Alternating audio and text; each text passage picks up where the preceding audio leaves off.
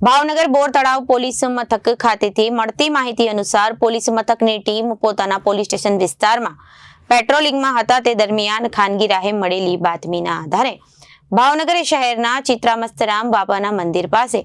માયાદાદાના ચોકમાં સ્ટ્રીટ લાઇટના અજવાળા કેટલાક શખ્સો જુગાર રમતા હતા તે અંગેની બાતમી પોલીસને મળી હતી અને પોલીસે રેડ મારી આરોપીઓને ઝડપી પાડ્યા હતા। ભાવનગર બોર તળાવ પોલીસ મથક ખાતેથી મળતી માહિતી અનુસાર પોલીસ મથકની ટીમ પોતાના પોલીસ સ્ટેશન વિસ્તારમાં પેટ્રોલિંગમાં હતા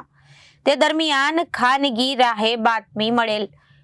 કે ભાવનગર શહેરના ચિત્રામસ્તરામ બાપાના મંદિર પાસે માયાદાદાની ચોકમાં સ્ટ્રીટ લાઇટના અજવાળા કેટલાક શખ્સો જુગાર રમતા હોય તે અંગેની બાતમી મળી હતી જે બાતમીના આધારે બોર તળાવ પોલીસ મથકની ટીમે સ્થળ પર રેડ કરતા લાખાભાઈ રાઠોડ, બળદેવભાઈ ચૌહાણ અને કાનજીભાઈ મેર નામના 3 શખ્સોને જાહેરમાં જુગાર રમતા ઝડપી લીધા હતા જ્યારે દીપક ઉર્ફે દાઉદ બારૈયા નાસી છૂટવામાં સફળ થયો હતો। આ તમામ ઈસમો પાસેથી બોર તળાવ પોલીસે રોકડ રકમ રૂપિયા 11,300 નો મુદ્દામાલ કબજે કરી